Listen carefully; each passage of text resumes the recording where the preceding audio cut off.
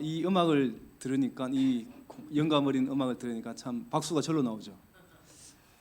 감사합니다. 우리 장동훈 장로님, 우리 70주년 생일을 축하드립니다. 또 하나님께 영원 돌리는 참여해 주신 우리 강은혜 집사님 너무나 감사합니다.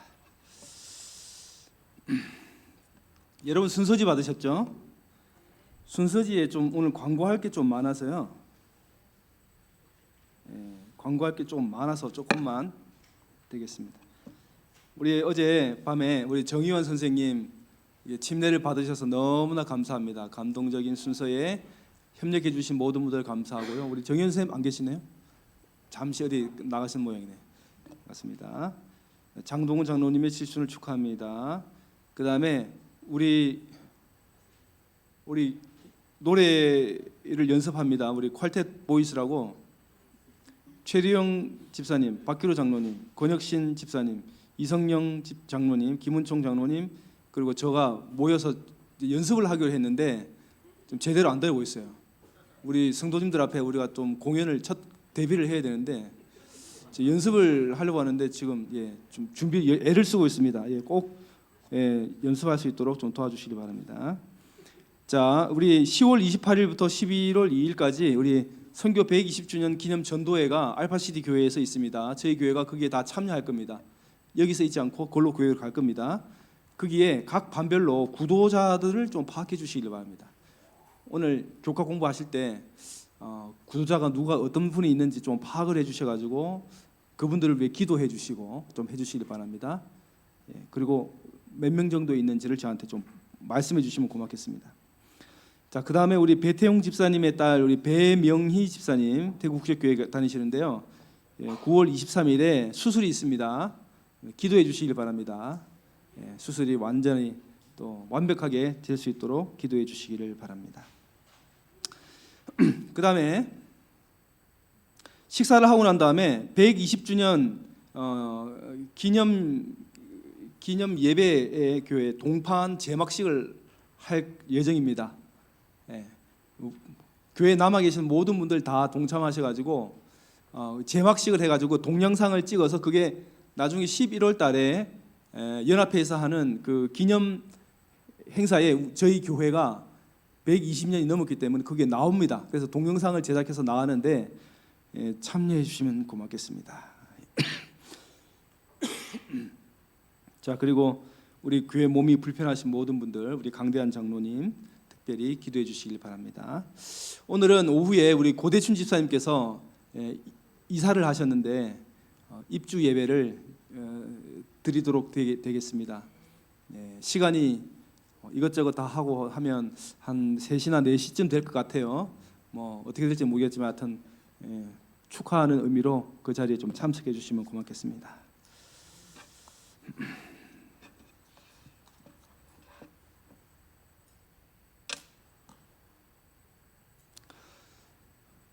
오늘 말씀의 제목은 웅장한 물음 명풍 대답입니다. 자, 마태복음 16장 13절로 15절에 있는 말씀을 보겠습니다.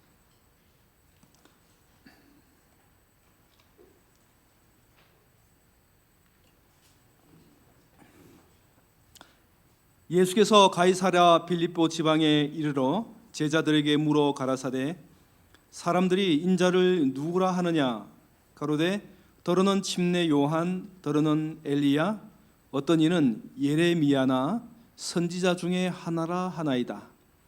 가라사대 너희는 나를 누구라 하느냐. 예수님이 하신 질문이죠. 너희는 나를 누구라 하느냐.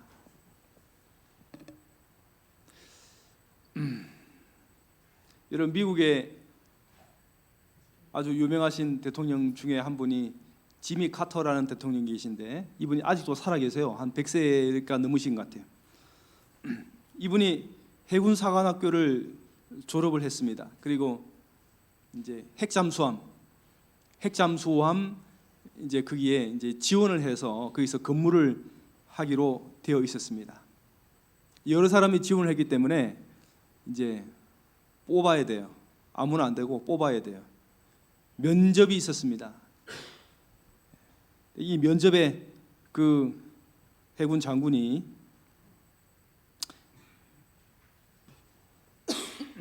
지미 카터에게 물었습니다. 소위죠. 소위인 이분에게 물었습니다. 해군사관학교 다닐 때 성적이 어떠했는가? 성적이 어떠했는가? 물었어요. 카터는 자랑스럽게 대답했습니다. 820명 중에 59등으로 졸업했습니다. 예, 자랑스럽죠. 820명 중에 59등이면 좋은 성적이죠. 그런데 이 대답에 장군이 뭐라고 했냐면은 기관은 최선을 다했는가?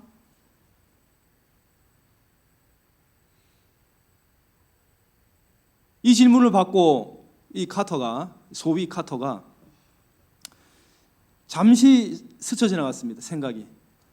내가 조금만 더 노력을 했다면 더 잘할 수 있었을 텐데라는 생각이 순간적으로 들었어요.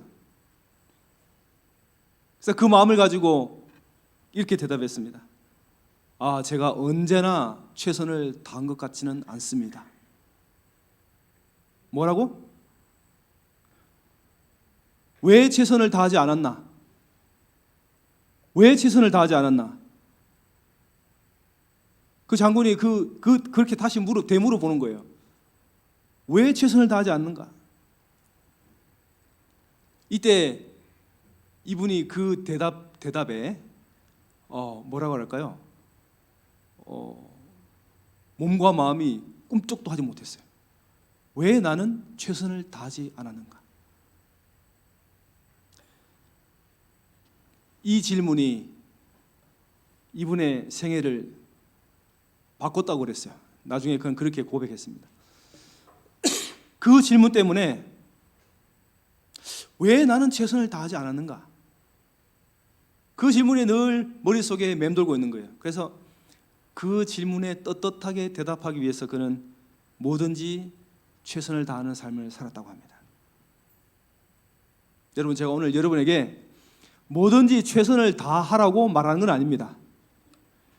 여러분, 우리가 뭐든지 최선을 다하면 어떻게 될까요? 물론 성공하겠죠. 그렇지만은 뭐든지 모든 일에 최선을 다하고 살아간다면 아마 우리가 병들거나 일찍 죽을 것입니다. 자, 내가 할 수 있는 일에 최선을 다하라는 것이고요. 또 오늘의 제가 말씀의 핵심은 뭐냐면은 최선을 다하라는 게 아니고 그 물음이었습니다. 물음. 한 물음이 한 사람의 인생을 바꿔놨습니다. 그 사람을 새롭게 하는 질문이고 물음이었습니다. 그를 완전히 다른 인간으로 만들어 놓아버린 그러한 물음이었습니다.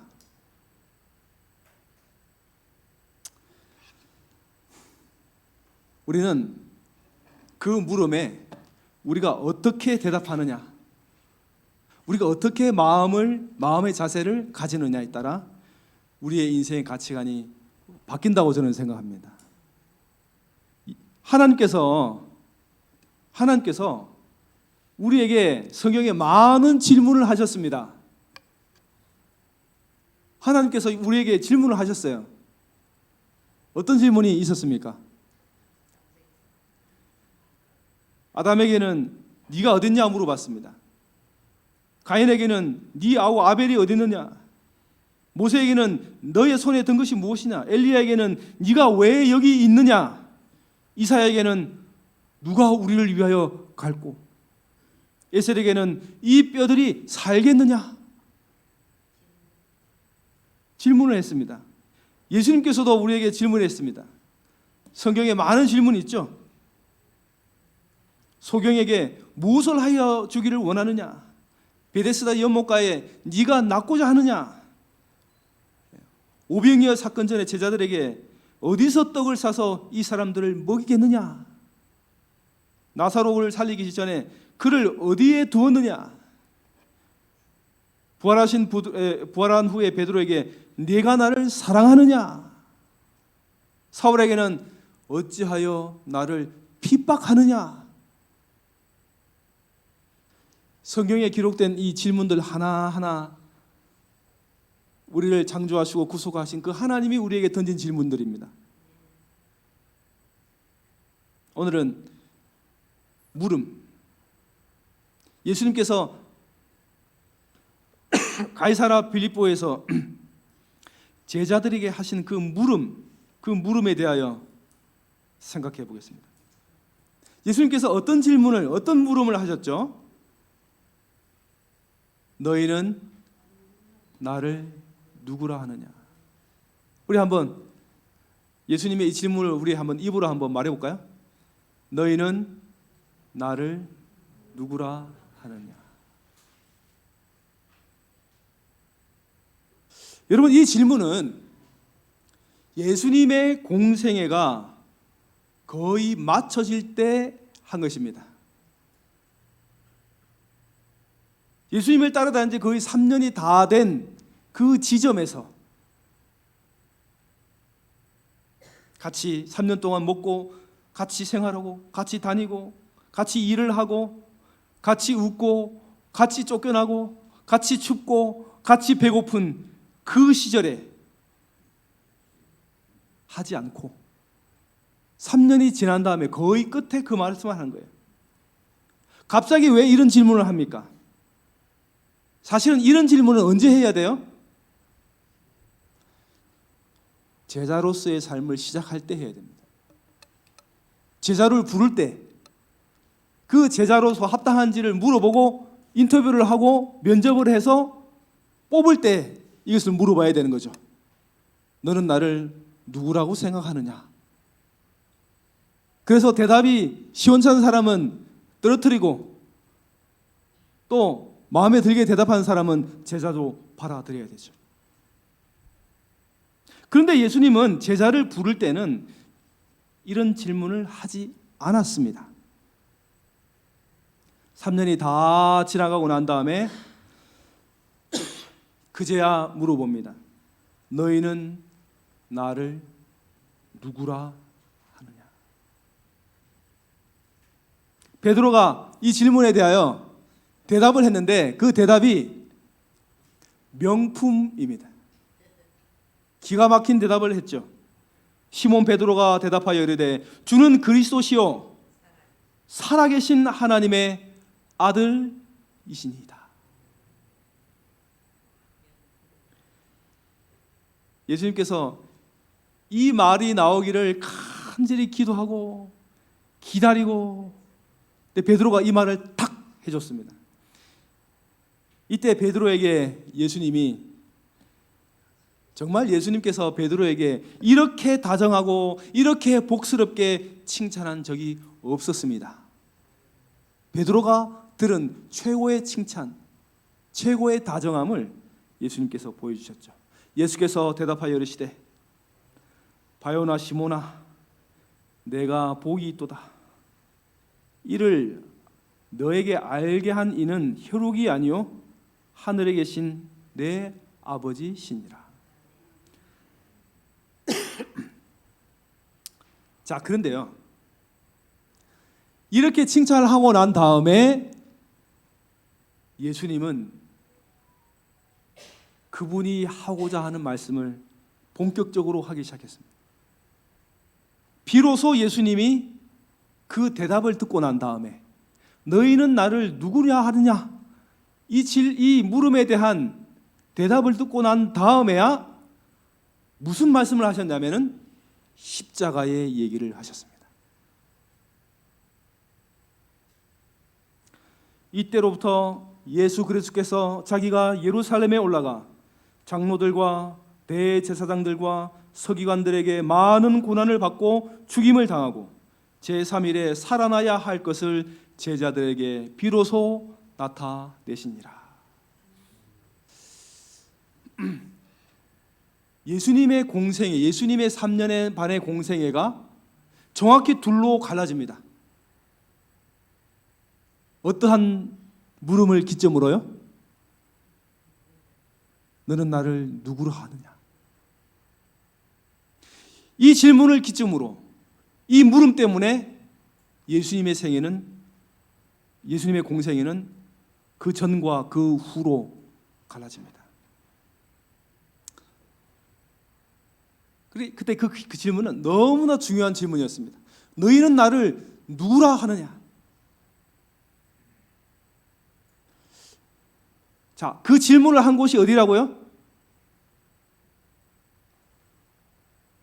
예수님의 그 질문이, 그리고 그분의 공생애가 이전과 이후로 갈라지던 그 장소가 어디라고요? 가이사랴 빌립보. 그럼 여러분, 그런데 왜 하필 가이사랴 빌립보입니까? 어마어마한 질문이죠. 그분의 생애를 둘로 가루는 중요한 분기점이죠. 예루살렘에서 하면 안 됐습니까? 그분의 태어나신 갈릴리에서 하시면 안 됐습니까? 근데 왜 하필 가이사랴 빌립보입니까?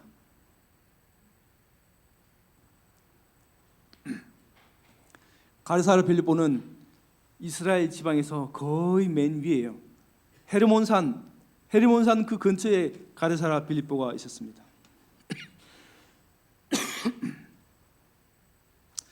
자, 이 질문, 이 물음을 왜 가이사랴 빌립보에서 하였는가?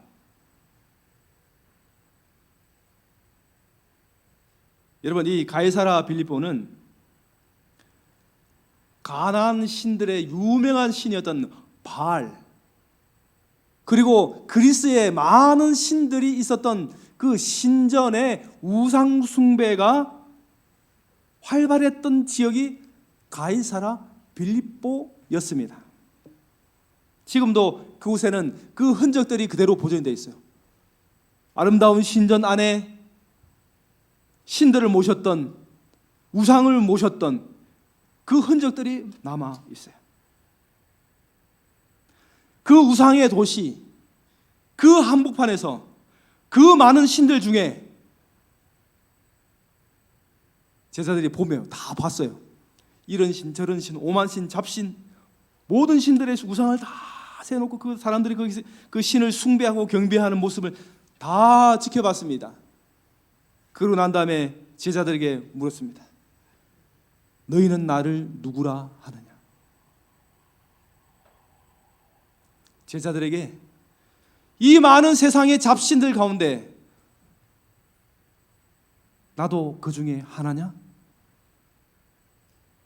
물어본 거예요. 여러분, 그때로부터 지금은 2000년이 지났습니다. 오늘 살아가는 우리들에게 그 예수님의 질문이 텅 비고 공허한 우리의 마음속을 울리게 되기를 간절히 소망합니다. 너희는 나를 누구라 하느냐? 예수님이 오늘도 저에게 묻습니다. 이 거대한 대구와 경산의 우상의 도시에 살면서 나는 너에게 도대체 무엇이냐? 너희는 나를 어떻게 대접하고 어떻게 생각하느냐? 눈에 보이는 모든 것이 우상이었습니다. 그 우상에게, 그 화려한 우상, 아름다운 우상에게 자기의 모든 것을 바치고 걸었던 그 시대였습니다. 오늘날은 우상의 개념이 바뀌었어요. 눈에 보이는 우상이 아니죠. 오늘날의 우상은요. 우리는 그 시대처럼 오늘날도 무언가를 위해서 나의 모든 것을 바치며 살아갑니다. 나의 젊음과 나의 에너지를 바쳐가며 살아갑니다. 2000년이 지났지만 더욱더 강력하고 매력적인 우상이 넘쳐나는 세상에 우리가 살고 있죠. 우리에게 여러분 동서고금을 막론하고 모든 신들과 우상 중에 제일 인기가 많은 신은 어떤 신입니까? 어떤 우상입니까? 알코올. 뭐니 뭐니 해도 money죠. 정말 돈은 힘이 있고 인기가 있고 매력적입니다. 그런데 이 돈 앞에서 모든 인간의 고상한 가치들이 다 한순간에 쓸모없게 됩니다. 우리의 삶의 가치, 우리가 가지고 있던 삶의 양심, 윤리, 신앙, 우정, 이 모든 것들이 돈 앞에 힘없이 쓰러집니다. 여러분, 돈 자체는 필요하죠. 돈은 필요합니다. 있어야 합니다. 우리에게 꼭 필요하죠.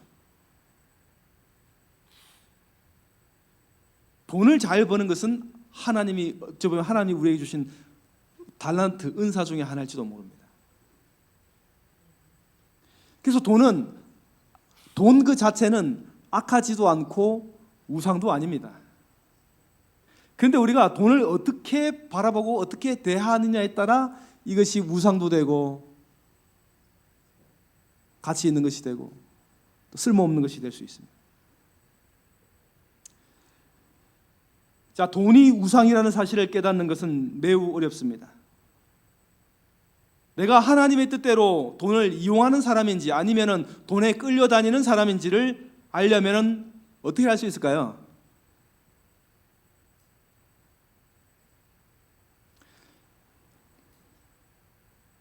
양심이 우선인 사람, 내 정신과 내 마음이 우선인 사람은 돈을 포기할 수 있습니다.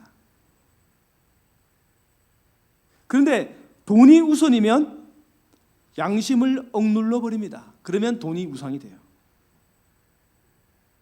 그래서 돈을 위해 양심을 속인다. 또 하나님께서 주신 의무를 저버린다. 그 우상 때문에 예배를 드리지 않거나 하나님께 가까이 나온 것을 등한히 하거나 포기한다. 그러면 그것이 여러분의 우상이 되는 겁니다.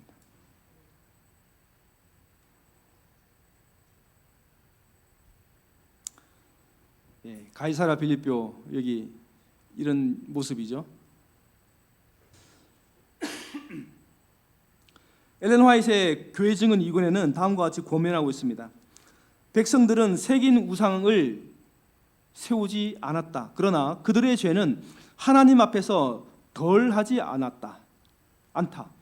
그들은 돈을 섬긴다. 그들은 세속적 이익을 사랑한다. 어떤 이들은 그들의 목표를 이루려고 양심을 희생시키는 일도 불사한다. 그들은 우상 숭배자다.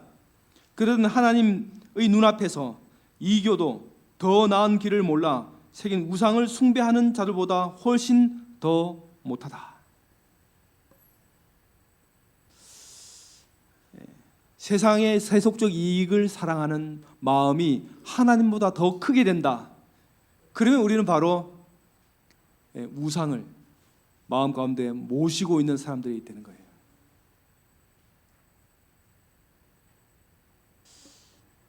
돈이라는 우상, 눈앞의 이익이, 그러한 우상들이 눈앞에 아른아른거립니다.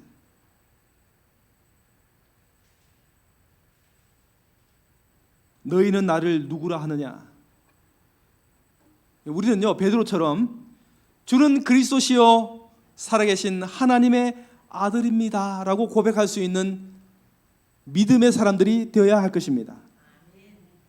그래서 우리는 돈과 이익이라는 우상을 완전히 깨어버리는 그러한 믿음 있는 성도들이 되어야 합니다.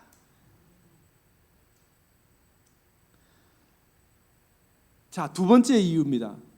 왜 가이사랴 빌립보인가? 왜 거기서 그 말을 하셨는가? 여러분, 이 가이사랴 빌립보는, 이 도시의 이름은 인간 최고의 권력자의 이름에서 유래되었습니다. 로마 황제 카이사르와 갈릴리 분봉왕 빌립의 이름을 합쳐서 그 도시의 이름을 그렇게 명명했습니다. 그래서 가이사랴 빌립보입니다. 여러분, 가이사라는 이 시저는 어떤 사람입니까? 절대 권력자입니다. 신이에요, 신. 이 황제는요, 그 당시에 신이에요. 가이사라는 세상의 주인입니다. 세상의 모든 것입니다. 모든 것이 가이사라의 것입니다. 그는 사람을 살릴 수도 있고 죽일 수도 있었습니다. 그 이름이 바로 가이사라입니다. 어쩌면 하나님보다 더 센 사람이에요. 더 영향력 있는 사람이에요. 그는 눈에 보이지 않는 하나님이 아니고 눈에 보이는 하나님이었습니다. 그 이름을 따서 가이사라 빌립보. 그때 예수님께서 그러한 지방에 하나님이 없는, 하나님보다 인간을 더 따르는, 그것에 더 기대고 더 뭔가를 바라는 그곳에서 예수님께서 질문하셨습니다. 너희는 나를 누구라 하느냐? 인간의 권위, 인간의 권세, 인간의 힘, 충만하게 둘러싸여 있는 그곳에서, 하나님이라고는 도저히 찾아볼 수 없는 그곳에서 하나님 앞에서는 아무것도 아닌 티끌 같은 존재인, 타작마당에 바람에 쓸려가는 그 겨에 불과한 그 인간에 불과한데, 그곳에서 베드로는 뭐라고 말했냐면은 주는 그리스도시요 살아계신 하나님의 아들입니다. 어떻게 그 말을 할 수 있었을까요? 세상 사람들이 다 한 곳을 향해 달려갑니다. 돈과 권세와 명예를 향하여 달려가는 그곳에 오직 한 사람만 눈을 다른 데 집중하고 있어요. 그 사람은 참 특별하고도 희한한 사람이에요. 우리가 베드로가 말한 그 대답처럼, 그 명품 대답처럼 이 돈과 권세에, 인간의 권세에 충만히 살아가는 이곳에서 우리가 그러한 신앙, 베드로와 같은 신앙 고백을 할 수 있는 믿음의 성도들이 되기를 간절히 바랍니다. 우리는 어떠한 사람의 영향으로 우리 신앙이 좌우되지 않아야 합니다. 나와 주님 사이에 어떠한 것이 방해되지 않아야 합니다. 어떠한 것도 방해되지 않도록 허용하지 않아야 합니다. 가이사르야, 빌립이든지 누가 오든지 예수님과 나 사이에 그것들을 쫓아내야 됩니다. 그래야 우리는 예수님이 나의 그리스도가 되고 그분이 나의 살아계신 하나님의 아들이 될 수 있습니다. 그런데 어떤 때는 이런 성경 구절 앞에 좀 생각을 하게 됩니다. 마태복음 10장 37절에 아버지나 어머니를 나보다 더 사랑하는 자는 내게 합당치 아니하고 아들이나 딸을 나보다 더 사랑하는 자도 내게 합당치 아니하며. 좀 당황스럽죠. 좀 주저주저하게 됩니다. 이 말은 무슨 뜻일까요? 하나님과 나 사이에 그 어떤 것도 끼어들지 하지 말라는 것입니다. 인간관계가 나와 하나님 사이에, 그리스도의 사이에 영향을 미치지 못하게 하는 것입니다. 남편이든지 아내, 자식, 친구, 동료, 이웃, 그 어떠한 사람도 하나님과 나 사이에 끼어들지 못하게 하는 것입니다. 오직 주님과 나 사이의 관계를 바라보고 살아야 합니다. 오늘 우리 주님께서 너희는 나를 누구라 하느냐고 물으십니다. 이때까지 여러분은 예수님을 뭐라고 생각하셨습니까?